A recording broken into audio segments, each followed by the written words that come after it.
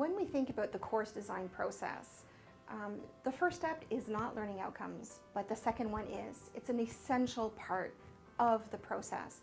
When you're thinking about your course, how the course fits in with the program, you really have to identify what are the learning outcomes. At the end of this course, what will students be able to do? What will they have mastered? What will they be initiated to? So learning outcomes are extremely important because that's sort of your indication, your roadmap as a professor. The most important thing to know about learning outcomes, other than the fact that they're important, is that they are student-focused, student-centered, learner-centered.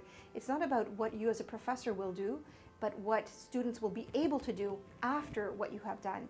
They have to be measurable, observable. These will lead you to designing the learning activities, the assessments that will allow you to know that students have actually mastered these to the level that your course requires when you fit your course into the larger program scheme.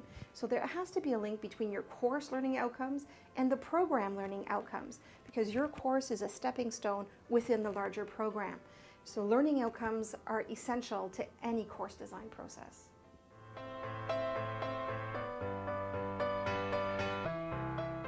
When thinking about learning outcomes for your course, or even for a specific class that would be derived from your course concept, we really have to stop and think about how do we write the learning outcome, and actually, more precisely, how do we write a good learning outcome, because the learning outcome has to be measurable or observable. So you would start perhaps with a lead-in sentence or a stem that would say, at the end of the course, the student will. And then it's important to have that action verb. It has to be something precise, something concrete. And then to provide the context in which the student will be or should be able to accomplish this. There are several taxonomies, available tools. Taxonomies, if you can think of sort of a word bank that's been with hierarchical categories, because it's the different levels of thinking or the different skills required of the student. The one that's perhaps the most known is the Bloom taxonomy. So there's all these tools that you can refer to. It's something that can be done alone, but in my opinion shouldn't be done alone. You really need to have that sharing with colleagues, not only to talk about your own learning outcomes, but as your course is part of a larger whole that's called the program. By discussing your learning outcomes with your colleagues, you'll have a better sense of how they fit. Because the learning outcome can have different levels of mastery depending on where your course fits into the program sequence. So although it's an activity that can be done individually, I strongly encourage you to talk with colleagues and to share learning outcomes and to think out loud to really, is this really the verb that best describes what I expect students to be able to do at the end of this course?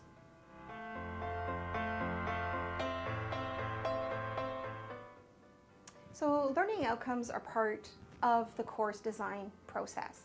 Whether you're designing a course for online teaching, a course for hybrid teaching, a course for in-class teaching, a traditional mode of delivery, what doesn't change is the learning outcome.